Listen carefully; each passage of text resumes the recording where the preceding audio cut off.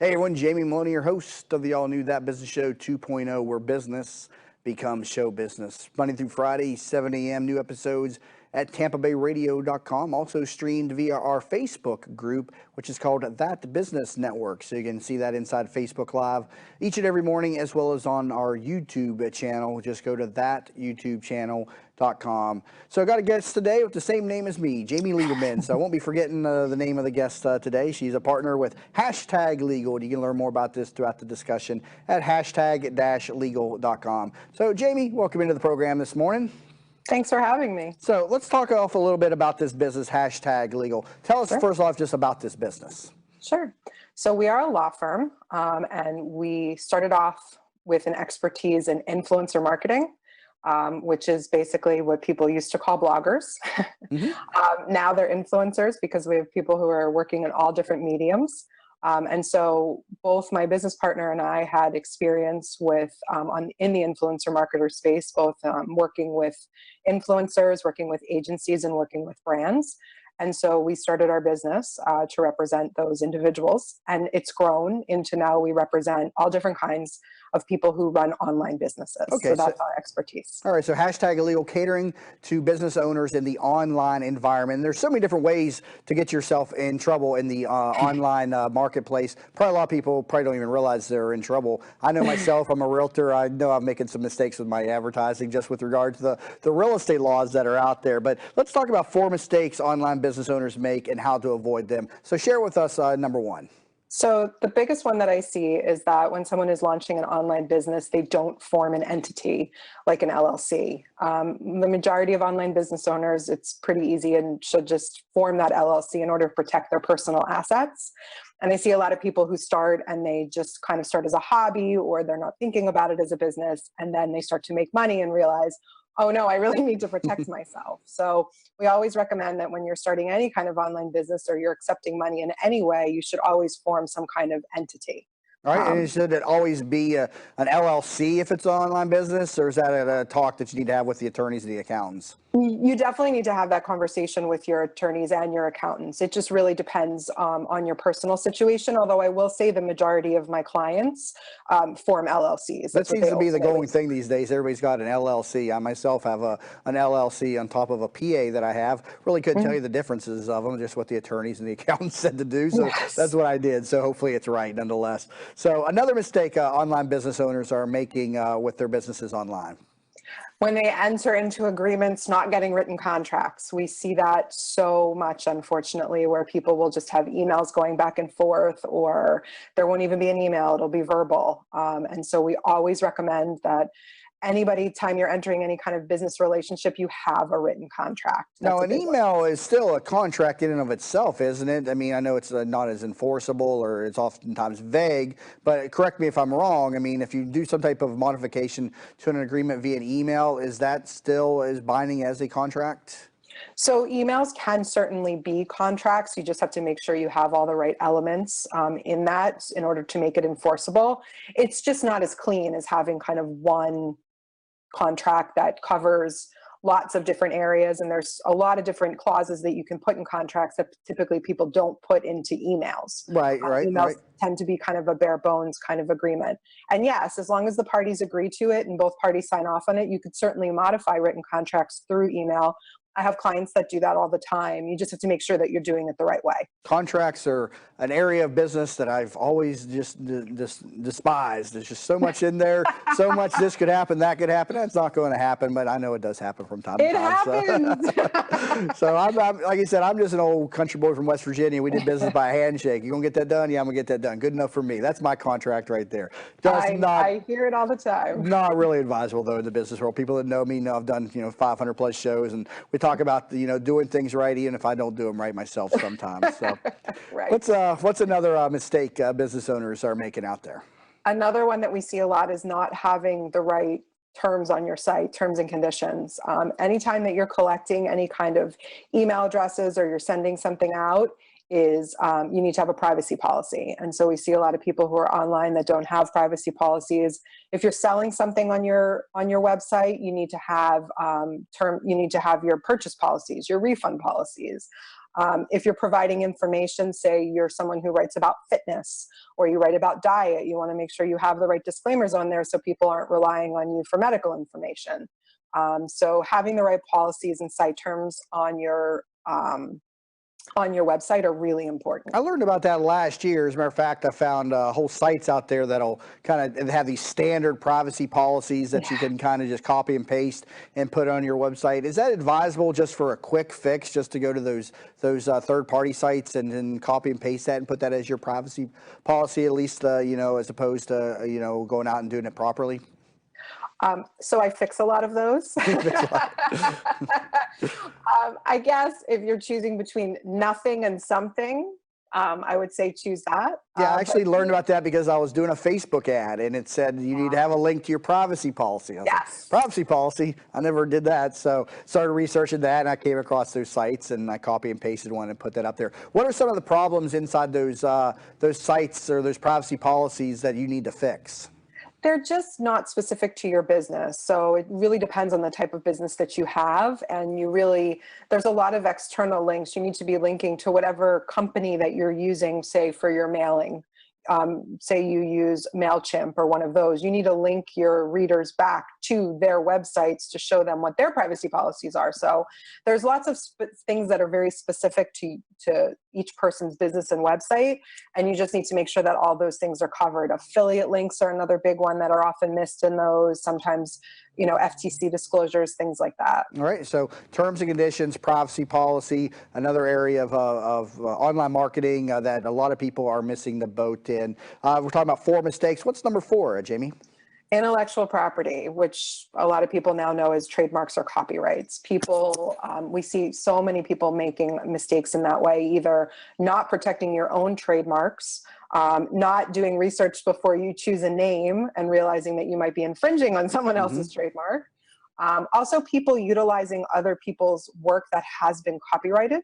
That's a big one. So we've unfortunately had a few clients come to us recently who have taken photos off of those free stock photo websites, right? And they've actually gotten letters seeking thousands of dollars in damages because they've infringed on someone's copyright, and there's very little we can do at that point. Oh wow! And so, they oftentimes, do they enforce that, or is that just a scare tactic? And no, our clients, unfortunately, there's not much we could do. We had one they were seeking over $5,000 in damages for the use of one photo. Wow. Was it something that they attained on one of those free the websites for stock images?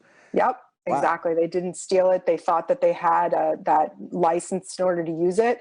And unfortunately, you are pretty much liable if you pluck a photo from one of those websites and the license is not proper. Even if the website says they do have the license, if they don't, you're still liable for that as well. So I always recommend paying for your stock images. How can you prove the photo, though, is 100% the same photo? Because could it be like the exact same picture taken by somebody else? Couldn't you make that argument that, yeah, I took that photo myself. It's just ironic that they look identical. Can you make that argument as a defense?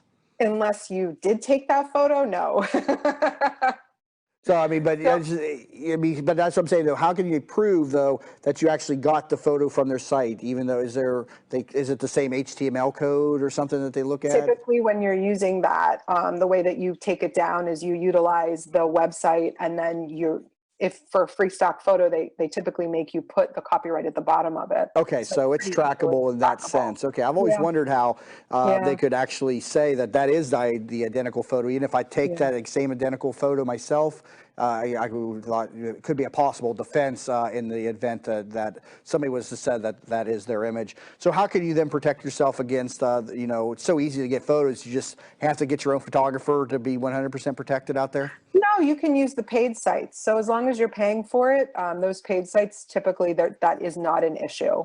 And that is typically also when you're paying for them, even if you pay $1. So find some good stock image sites that you can just invest a little bit of money in. It's worth it. So even if is there no risk then to the paid sites versus the free sites, or is there just that you have a defense in that site or situation to go back to the paid site and say, hey, Getty Images is coming after me now? It's far less, because typically in the kind of terms and conditions that you've agreed to, that it's not as much of an issue, and it just doesn't seem to tend to happen that people are charging for somebody else's photograph. It's just not really an issue, so it's definitely the safer way to go. And I do know Getty Images is a big player in this game in terms of coming after people for using their images. But is it more than just them out there? Is there more players in this business? Oh, there's lots and lots of small photographers that are very aggressive with their copyrights, because they have to be.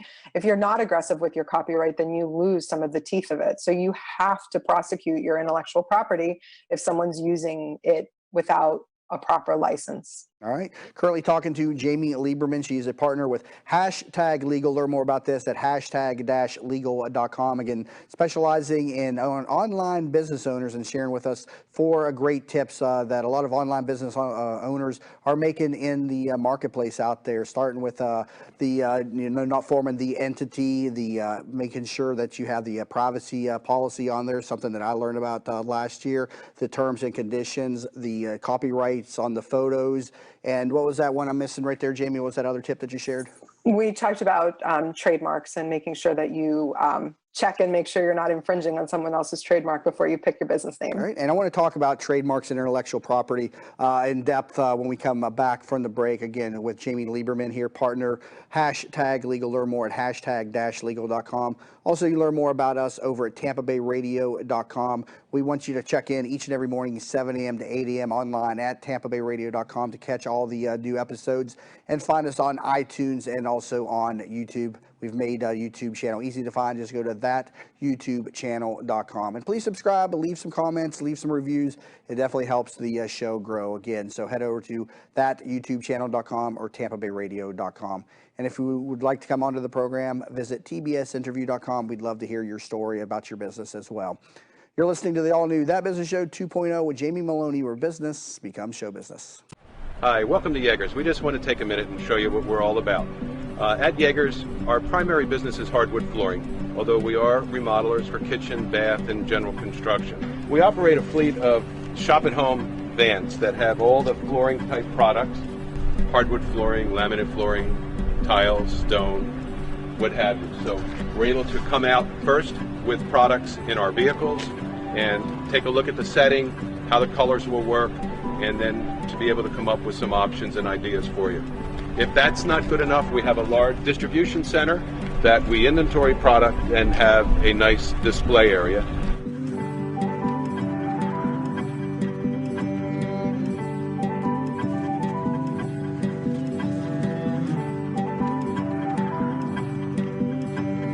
Hi, Jackie Skelton from JR World Travel here. If you travel, you need a licensed professional travel consultant, not a computer. Your licensed professional consultant can get you more for your time and your money. Value for your money and experience, not marketing salesmanship. When you're sick, you call the doctor. When you need legal advice, you call an attorney. So the next time you want to go on any type of travel, call your licensed professional travel consultant who actually represents you. We specialise in group travel, family reunions, weddings, to escorting large groups or making special arrangements for the disabled. Please call 844-249-0190.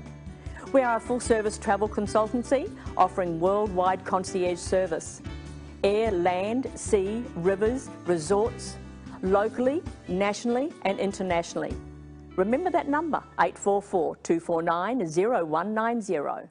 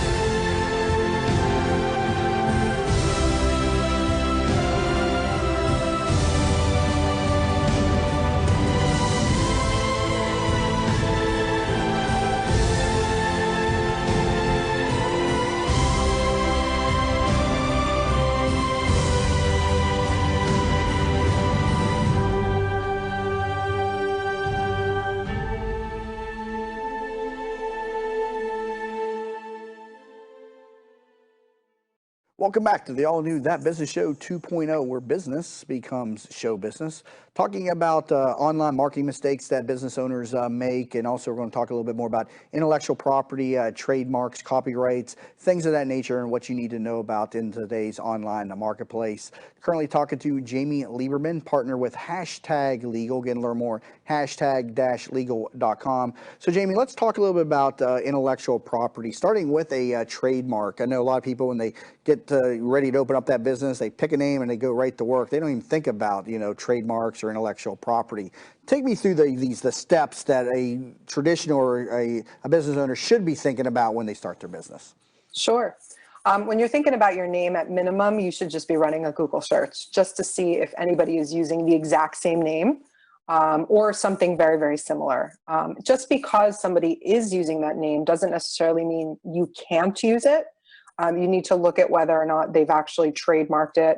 And if they have trademarked it, then you need to look at for what purpose. So what they call it, the U.S. Patent and Trademark Office calls it a class. Mm-hmm. So you may have an online course that you run and you want to use a specific name for it, but somebody else is using that name for a completely different product.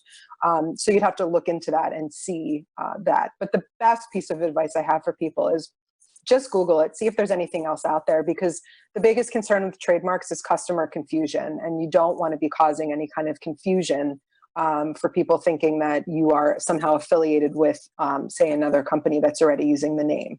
Right. I myself picked That Business Show, got that trademarked fairly recently. And it is a process to get something trademarked. Yes. It's not quick. It took about 9-10 months or so to get it done. Fortunately, I didn't get hit with any challenges, but it is a process to get something trademarked. Take Yes. the audience through just kind of the basic steps of getting a trademark. Sure. So basically what happens when a client comes to me and they tell me that they want to trademark a name that they've been using, we have a number of processes that we walk through. The first thing that we do is we run a search ourselves within my law firm. We search the USPTO database, we do Google searches, we have lots of other databases that we search to see if there's anything out there that might cause an issue. There are also outside vendors that we use depending on our client. They will run extremely comprehensive reports. They are a little bit more expensive, but a lot of my clients opt to do it because it's just another safeguard in place. And I always recommend it. And so we take those two reports and then I do an analysis and I go back to my client and I say, yes, I think we have a good likelihood of success in being able to trademark this name, or no, I don't. And here's the reason why. And then people can come back to you and challenge you on your trademark then. Sure. So that's the kind of the next phase. So if I come back to my client and I say, you know what, let's try this, and my client agrees, we then file for the trademark. To do that, you do that online through the USPTO. I highly recommend always using a lawyer. It is very technical, it is time consuming, and there are a lot of little nuances. You make one small mistake and they will kick back your application and you lose your filing fee. I actually trademarked That Business Show and then the slogan where business becomes show business. At what point? Yeah, what point should the person then trademark the logo itself? I don't know if you noticed the logo on my card. That's actually the logo that's on these show cards now is actually the skyline of the city of Tampa. When I was on the radio, I had the New York City skyline, so we modified it for the new show that I'm doing now. But when should the logo itself be trademarked? I mean, it really depends on how much you're using it, and if you want to make sure that that is also protected. It really depends on how you use it. For example, a company like Apple would obviously want their their logo trademarked because you see it all the time, and so it's become associated with that brand. And so, I say that if you're going to be using that logo, if it's going to be something that is sort of going to be associated with your brand, then it absolutely makes sense to trademark it, particularly if you've already trademarked your name and your tagline. Now, people can't just take a logo that's not trademarked and kind of hold it hostage, right? They have to be using it. I mean, somebody couldn't just say, hey, this guy hasn't trademarked that thing, I'm going to go trademark it and hold it hostage. Can situations like that arise? No, I mean, you get, when you don't, you automatically have a trademark for something that you're using in the geographical area that you're using it. So someone, say, in the Tampa Bay area could not come and take your logo if it's trademarkable, and I can't opine about that. But somebody may take that logo, say, in California, if you haven't trademarked it, and it isn't being used out there. So you do get protections in your local geographic area. All right. Let's move the conversation on to contracts, not one of my favorite areas, but definitely a necessary area of business. What contract terms are most important for the average business owner to pay attention to? So it depends on the area that you're in, but I definitely think that people need to pay attention to the termination provisions. I see that come up a lot, whether or not you're able to, for any reason, how much notice you need to give, or if you're not able to terminate a contract, what does it mean to terminate for a breach? And that means somebody has broken one of the major promises or provisions in the contract. How do you go about doing that? I recently had a client who had the person on the other side of the contract had broken one of the provisions, had breached the contract. My client was looking to get out of it, but there was a 5-day cure period. And unfortunately, the other side had cured. And so there was really no grounds to terminate the contract because you had to have a breach to terminate. So that's actually a really big one that people should pay attention to, is how you terminate and what are the ways you need to do it? How much notice do you have to give? Make sure it's not auto-renewing. I've definitely seen people be in year-long contracts that auto-renew and they don't realize it, and then they're stuck for a full year. Yeah, I'm getting tired of these auto-renews with all these products online and stuff. I don't know what my debit cards are tied to things I don't use anymore, and you get to charge. Like, oh man, I forgot about that. I hate the auto-renew stuff that's out there. And a lot of it, the stuff I'm just talking about here is just like the online, $9.99 a month type of stuff. But you forget about it out there, and you lose the money nonetheless. What about non-competes? I would imagine that would be a big area. That's another really big area, and exclusivity provisions. So non-competes and exclusivity are slightly different but related. A non-compete means, just what you're saying. It really means if you're working with somebody, you can't go work for their competitors. And it should give you a geographic area of which you can't go work, and it also should give a time period. Those provisions have to be very narrow, though. They're not very enforceable if they make them broad. So for example, somebody can't tell you, if you work in sales, you go work for a company and you have a non-compete with them, they can't tell you that you can't do sales for 2 years all across the United States. That's just too broad, and no court is ever going to enforce it. Right, you can't impede somebody's ability to make money, right? Exactly. Right, so it's got to be specific, and a lot of times, maybe if you're selling a business locally, your competition would just be locally, and so you want to define the geographic area that is associated with it as well. So non-competes, and you said what was the other, exclusivity agreements? Yeah. So for example, if you are, sometimes I work with a lot of people who work online and may contribute to other websites, or may work for a brand and do some sponsored content or advertising for them. Sometimes those brands don't want you to work with their competitors. And so you are exclusive to that brand. So you just need to make sure that if you are exclusive, that you're not signing contracts that conflict with that exclusivity provision. Now let's talk about negotiation with a contract. What are some tips that you can share with us with regard to negotiating, getting better terms inside your deals and your contracts?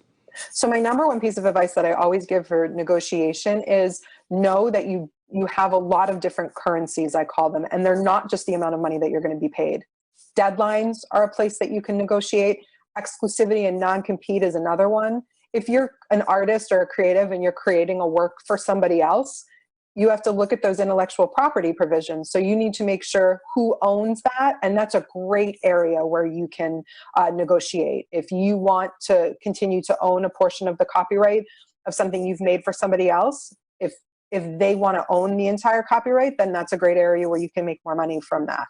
So it's not just the money. Deadlines, I think I mentioned, are a great place. So there's lots of different provisions that you can negotiate. It doesn't necessarily just have to be the amount of money that you're making. Yeah, we talk about that in my real estate business. A lot of people get hung up on the price of the home, but there are terms inside that contract that oftentimes can be a favor to the seller or buyer, depending on what side of the deal that you're on, that a good real estate professional can turn you on to. Just as in this case, a good real estate attorney can turn you on to the varying levels of contracts. I myself just deal with real estate contracts. That's enough contracts for me. So we got a couple of minutes left. Real quick lesson on business entities. What do you recommend that the typical business owner form today? So the typical business owner will form an LLC because they have some really great protections for you, and there aren't that double taxation issues that, say, a corporation has. So you basically can form an LLC fairly easily. Using a lawyer definitely makes sense because you want to make sure you have a good operating agreement for your LLC, but it shouldn't take that long, only a few hours, and you can get it done pretty fast. And if you form it and you maintain it correctly, meaning you maintain the right corporate formalities with the right business bank accounts, you don't commingle your funds with your personal accounts, you sign all your contracts in your LLC name, you are protected from any kind of personal liability. So your house is safe and your bank accounts are safe, and only your LLC assets are at issue if you do have someone sue you or something does happen. All right. Well, if good. you Go ahead. If you have a professional license, though, some states do require you to form professional corporations. So you do need to talk to a lawyer about whether or not an LLC is right for you. All right. Jamie Lieberman, partner with #Legal. Great discussion. Tell us real quick, do you work with business owners across the country? I do, yes. All right, absolutely. People can reach out to you, #legal.com. And what's your phone number? My phone number is... All right, sounds good. Jamie Lieberman, thank you so much for being with me today on That Business Show. Thank you. And again, learn more, #legal.com, and also learn more about us at TampaBayRadio.com. We're here Monday through Friday, 7 a.m. to 8 a.m. on TampaBayRadio.com. And please subscribe to us on iTunes and also on YouTube. And we'd love to get you onto this program. Visit TBSinterview.com for more information. You've been listening to the all-new That Business Show 2.0 with Jamie Meloni, where business becomes show business.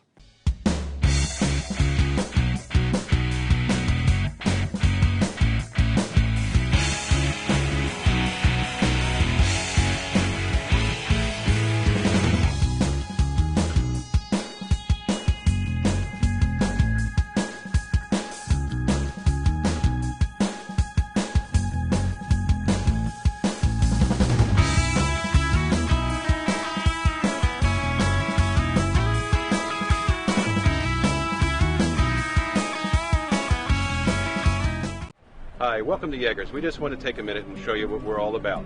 At Yeager's, our primary business is hardwood flooring, although we are remodelers for kitchen, bath, and general construction. We operate a fleet of shop-at-home vans that have all the flooring type products, hardwood flooring, laminate flooring, tiles, stone, what have you. So we're able to come out first with products in our vehicles and take a look at the setting, how the colors will work, and then to be able to come up with some options and ideas for you. If that's not good enough, we have a large distribution center that we inventory product and have a nice display area.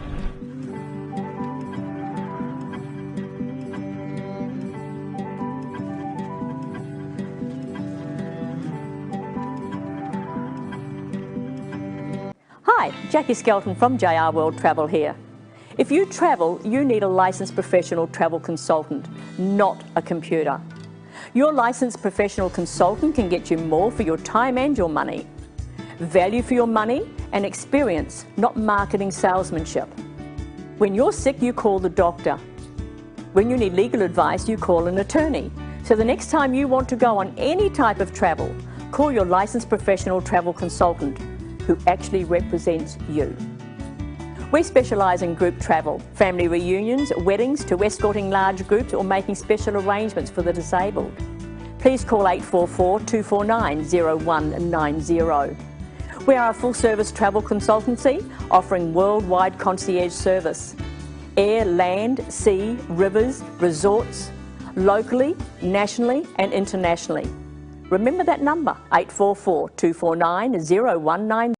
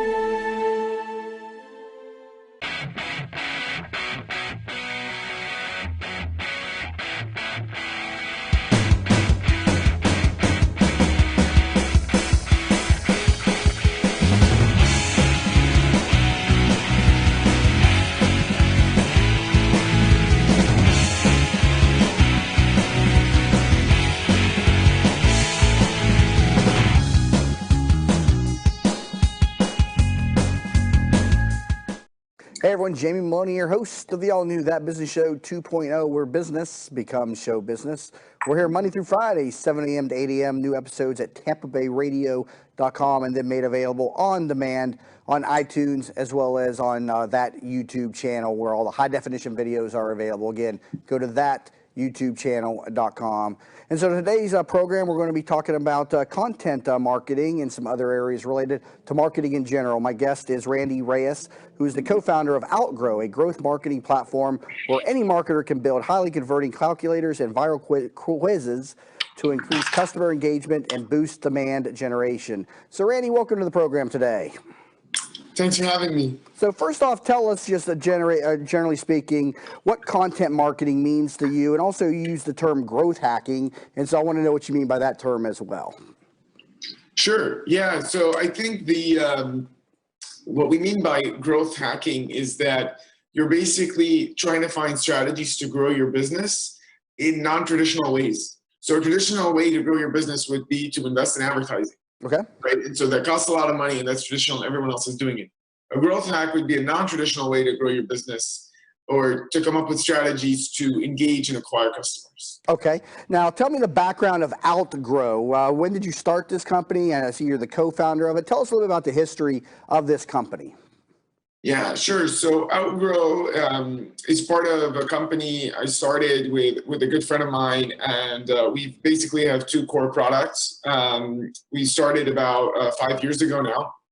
And so one product is called VenturePact, which is a developer marketplace, and the other is called Outgrow, which is a interactive content marketing builder. So it puts the power into the hands of a marketer to create interactive and personalized content. Whereas before, they had to do everything with developers and designers, and it was long, time-consuming, and difficult. With our builder, marketers can now, have the power on their own to do this stuff on their own. They can build these interactive experiences and personalization without needing to call up a developer or designer. Okay, so when you use the term content marketing, you're talking about a user's ability then to use videos, to use these quizzes, these calculators, to build lead pages and other ways to attract people then to your product or service. Am I getting that right? Yes. Okay. Yes. So how will content marketing then change in the future? Well, that's a great question. So I think content marketing is going to move from a one-way communication where we put out a piece of content, it's static and it's one-directional, to two-way communication where the user can interact with the content and get feedback from it, and it's giving them information that the content is relevant to that user. So I'll give you an example. So if I go into a blog post, let's say I'm trying to buy a home. I go into a blog post that says, how do you think about buying a home? And that's going to be a generic piece of content. Okay. Everyone's going to read the same piece of content. In the future, what's going to happen, or even starting to happen today, through tools like ours, they'll go on, it'll be like, what type of home should you buy? And then it'll interact with you. It'll either take data that they have about you, or it'll ask you questions. Where do you work? Where would you like to send your kids to school? Okay. And now you get some context. How much budget do you have? What's your credit score? All right, so it's figure out what size mortgage they can get, what size down payment they would get, which neighborhood makes sense for them. And now you're telling them, these are 3 apartments or homes that are relevant to you based on everything you've told us, and this is why they are relevant to you. So that's a much more useful piece of content than, the same generic standard, how do you buy your criteria, and he gives you the features that meet that the database query when you put in the standard features. Got that. Right, yeah. So that's interactive marketing. So how do you differentiate that between interactive marketing and personalized marketing? I see you use those two terms. Sure, yeah. So, interactive means that the user is able to give you some information. It's a dialogue. It's two-way, right? So the user is giving you something, and you're giving it something back. And it's kind of going back and forth. And so they kind of tie hand in hand, because what personalized means that it's specific to that user. It's personalized to them, right? Mm-hmm. So you can have a personalized experience that doesn't interact with them, but it's personalized because you know something about them based on their previous login. So you know about from their previous login that the last time they logged into your site, that they bought shoes. So the next time you'll tell them, oh, you like those type of shoes, that means you're kind of this type, this is your fashion type. Maybe these types of socks or these types of jeans will work well with those shoes. So you're personalizing it to them. Interactive is you do that personalization, but you also interact with them. So you don't just say one way, this is what you should get. This, you know, it's a two-way thing where it's like, hey, we think this is cool for you. What do you think? And then they say, I don't like it and I like it. And then you give them something else. So now they're talking back to you. So it's more like a conversation. And then anything you can model, if you can model how people interact in the real world, right, which is two-way, right? You rarely go out for dinner and have a purely one-way dialogue, right? It's usually two-way, one-way monologue, sorry. It's usually a two-way dialogue. And so that's kind of, you're trying to model that in-person relationship online and trying to bring that in. All right, so people can find out about this at outgrow.co. Make sure not to put the M on that. That's not a typo. It's outgrow.co. Now, do you employ marketers then from across the country then that interact with the clients to develop the lead pages and these different content marketing platforms? How does your service work then to people that are listening and like what you're talking about?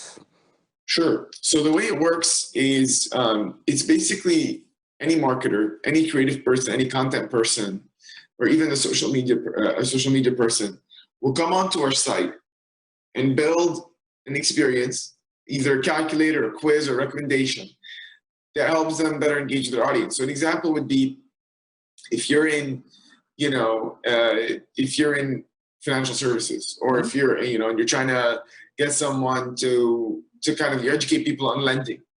So you would go in and you'd have pieces of content around what's your monthly mortgage payment, right? A marketer can go and build that whole experience on their own without having to speak with a developer designer, and then copy and paste a snippet of code and get it on their site. Okay, so this is something that a user can interact with your site without, I was thinking that maybe a consultant was building this for them. So at outgrow.co, people can go there and do this by themselves? Exactly, right. So it's a totally self-service, do-it-yourself builder, and it's simple. You know, it's kind of like a PowerPoint, with a modern version of PowerPoint.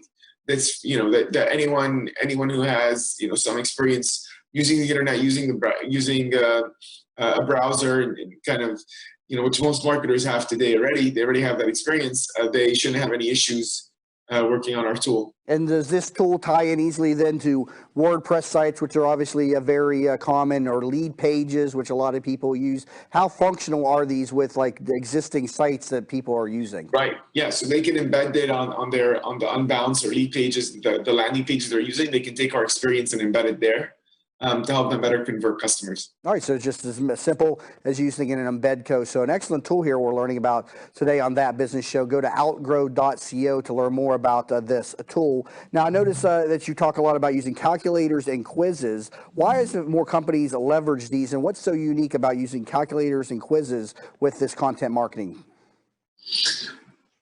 Sure. So the main thing is that you want to help a customer, and you have to earn their lead information, right? So the name and the email, you got to earn it. You can't just ask it like, hey, can you give us your name and email? Right. Like, what am I getting in return for it? And so what a calculator quiz does, it says it's helping you're either helping or entertaining a customer. You're helping them learn more about lending, or about insurance, or about healthcare, or about e-commerce, or fashion, or whatever your field is. You're helping them learn about it. And so that's, then before you give them that outcome or that result or that numeric information, you're able to then leverage that in getting their email. So before you show them the result, you get their email and you earn it. And this, with a fun quiz, that's also entertaining, and you can give them an offer, and you can acquire their user information through that, their email information. And I talk with a lot of online marketers about, you know, the system or the formula to get those lead captures, and you know, a lot of it hinges on that free product up front. Tease them with that, get the email, hit them with a, you know, an offer or something small, and then try to hit them with the, you know, a bigger product after that. Do you see better conversions with the use of a calculator or a quiz as a free as that free lead in versus a free report or something else? Yeah. Definitely. So for our development marketplace, we launched a calculator. How much does it cost to build a mobile application? And we showed how the price varies by geography. And that took off. I mean, that was like an order of magnitude. It was over 30% better converting than anything else we had done. We were able to generate, you know, over 10,000 leads. And in terms of performance and engagement, it became a tool in and of itself that people were sharing and posting on forums and finding on Google. Interesting. So that was a calculator on how to build a mobile app in different parts of the country? On how much does it cost to build a mobile app, yeah, in different parts of in the US and globally. So it shows you like across the world.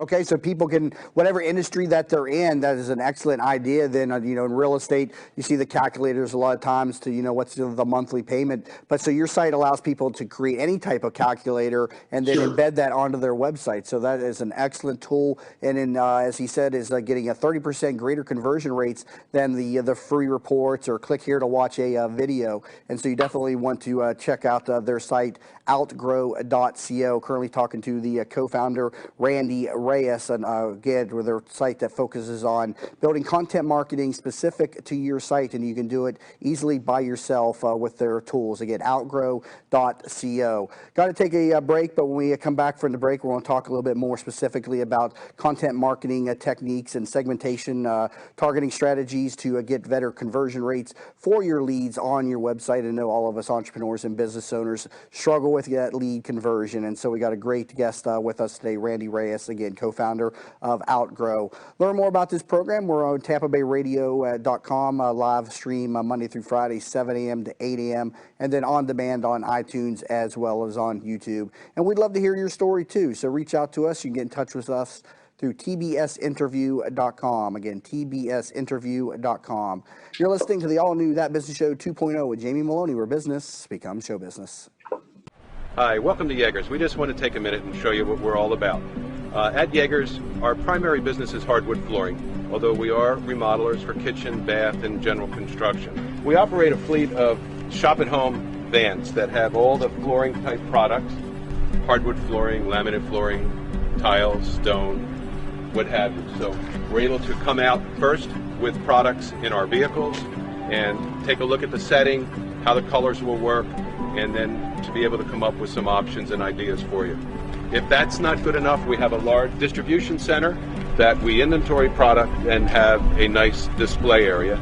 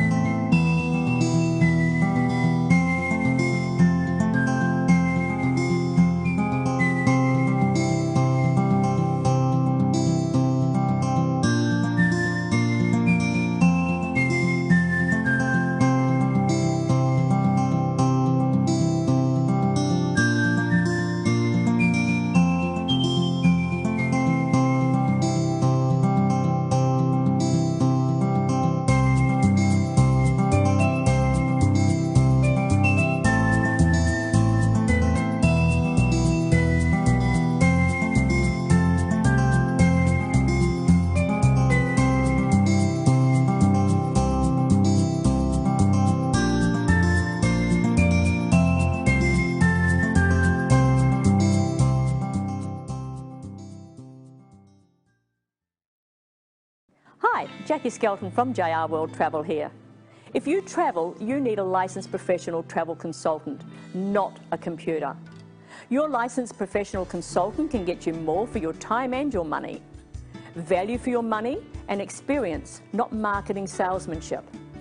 When you're sick, you call the doctor. When you need legal advice, you call an attorney. So the next time you want to go on any type of travel, call your licensed professional travel consultant who actually represents you. We specialise in group travel, family reunions, weddings, to escorting large groups or making special arrangements for the disabled. Please call 844-249-0190. We are a full-service travel consultancy offering worldwide concierge service. Air, land, sea, rivers, resorts, locally, nationally and internationally. Remember that number, 844-249-0190. Hey everyone, Jamie Meloni back here, host of the all-new That Business Show 2.0, where business becomes show business. Learn more about us, TampaBayRadio.com, and we're on demand over on iTunes and YouTube. So we'd appreciate it if you would subscribe and leave a comment, and also share it amongst the social media platforms that you use to help get the word out. Again, ThatBusinessShow.com is also a site where you can find stuff available on demand and easily shareable on social media. All shows we've ever done are over there, 500 plus shows going back almost over 2 years on this program, plus the programs that I used to do on the Jamie Meloni Real Estate Show. So a lot of content out there to share, and we appreciate all the listeners and viewers that tune into the show each and every day. So we're talking about content marketing today with Randy Reyes. He's the co-founder of Outgrow, and this is a unique site where you can go on and build your own personalized calculators or quizzes to help you in that lead conversion battle out there, to get people to your website, to get those email addresses so you can sell your products. And you can learn more about this, outgrow.co. Again, be sure to drop the M off the end of the URL, outgrow.co. So Randy, what are some great segmentation targeting strategies you leverage in your marketing? Sure. So what happens is when you generate a lead, especially with a calculator quiz, you're not just getting a name and an email, right? You're getting all their answers to those questions that you've asked them before to get that recommendation. So the way we segment is we say, okay, well, we know that on question 1, this person said that they want to build an iOS application and they want to start in 3 months. And they have, they want to spend around $20,000 on this. So now you can take that information, and when you're sending them an email, you're able to specifically target them with that notion, with that concept. Okay, so you want to segment your email list, something that I've done a poor job of through the years. I know a lot of people just want to throw it into one big email list, which is, I know, ineffective, unfortunately. Segmentation, definitely a much better marketing technique. And so from the answers that you're getting from these questions, you can then begin to build these segmented lists, correct? Right. Okay, and so how have you set up your own sales and marketing tools? Sure. So the way we have it structured is you start off with the marketing, right? You start off with the marketing is responsible for generating a marketing qualified lead. And then when the marketing qualified lead is generated, it gets passed off to a salesperson based on territory and business and deal size and type of business. Right. And the salesperson will take over. What we consider a marketing qualified lead, right, is someone who we know where they're located, we know they have budget and they have need for what we provide, and they have expressed interest in our solution. So if they have those things, we're able to then consider those marketing qualified lead. They're ready to get onto a demo, get onto a, speak with our salespeople. You want to protect your salesperson's time because that's valuable and that's constrained. And so that's why we have that qualification and we put it in marketing so you can automate and streamline how you do that. How many questions then, when you're using the quiz format, do you recommend somebody builds into their platform? So the basic way we do this is we say, well, you want to have, on average, the most successful calculators quizzes on the low end are 4 and the high end is 9. So that's the large range. And the reason is that if you're doing a fun quiz, you want to keep it shorter, 4 to 6, 4 to 7. If you're doing a more involved calculator, which is on like, how much it costs to build a mobile application, you're going to need closer to 9. Okay. So that's kind of the range you want to play in. Okay. Well, very interesting. So what do you see a better result in, with calculators or quizzes, or do you see an equal, conversion rate using, one or the other? So in terms of calculators versus quizzes, it depends on the use case. Mm-hmm. So if you're in a fashion company, right, then you want to use fun quizzes, Right. And so that makes a lot of sense. If you're so that's how I would think about it. But if you're like a mortgage company or insurance or in healthcare and you're talking about risks, you're going to be building more calculators, right? Numeric-based information around what is the risk of you catching Zika? What is your risk of diabetes or heart disease? Things like that. What is your risk of property? Like when should you get property insurance? Things around either risk or cost or savings or ROI. Mm-hmm. You're building calculators for that. So I think it depends on industry. in terms of what does well. You want to, the main way we look at it is, what are the questions your sales people are getting and your customer support / customer success team? What are the questions they're getting? And if they're getting cost and numeric questions, then build calculus for that. And the questions they're getting that are based on recommendations or outcomes, build quizzes and outcome quizzes and recommendations for that. And so that's kind of how we look at it, as opposed to all quizzes or all calculators. It's usually a mix. Okay. When did you launch Outgrow? How long has Outgrow been in business now? The tool, the product in its current, in the way it exists has been out for a couple of years. Yeah, and so we started building calculators or quizzes. Okay, tell me about the growth of the company, some of the challenges that you faced when you were building this company, and how you work through those and continue to work through them today. Yeah. So the challenges we're facing and growth. Well, hiring is always one of the most important things you'll do. And so just finding great salespeople and managing them and putting them and finding great marketers and making sure they're having good experience, making sure they're motivated by what you're doing, and making sure they understand we're all running in the same direction. Those things are actually the most important.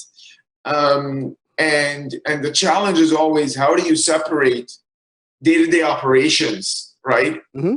Issues that rise to the top, and not let that consume your entire time and lose sight of your hiring process, your hiring pipeline, lose sight of your leadership and your management. So those are all things that are difficult to do. And you know, we all know these things are important, but when you have like 30, 40 things coming at you, you wake up, you have all these things coming at you in the morning, and then you're like, do I not handle this issue? Or do I not handle this question? Or do I not take this call? Or do I do this? Because you're going to have constrained time. So that ability to prioritize your time and figure out what makes sense, all those things are challenges. Now, this is the second company that you have been a part or have started or developed, and you mentioned another company at the beginning, correct? Yeah. What was the other company? Sorry? What was the other company? The other company it's a marketplace for development services. So a company that wants to hire a development team will come onto our site and get connected to a team that's relevant. Okay, so you're a serial entrepreneur. You got two companies out there, both in the tech space. How has been the growth of these last couple of years? Because I know in our marketplace there's a lot of investment demand for tech companies. How have you seen this in your business? How have I seen what? How have you seen demand and interest in your business from investors and just from consumers with these companies over the last few years? Yeah, well, so I think it's interesting because we launched the venture-backed development marketplace was launched right when mobile was taking off.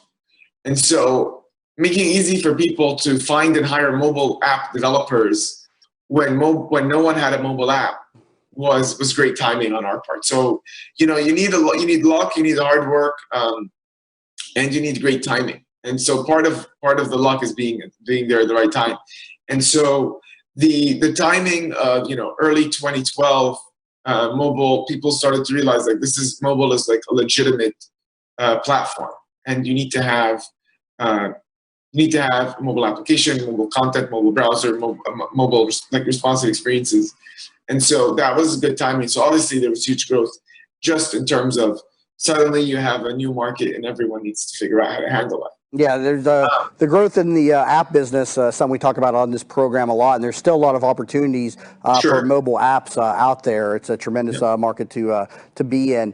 You've built a couple companies now. What have you learned while building these new businesses? So obviously I said already hiring, that's like one of the number one things for us. The other things that are important is just the how do you think about distribution of your idea or product? In today's world, there's just so many ideas and products that are out there. How do you get someone's attention when the massive brands that are putting 7-8 figures into advertising, sometimes 9 figures into advertising, they're struggling to get attention. Right.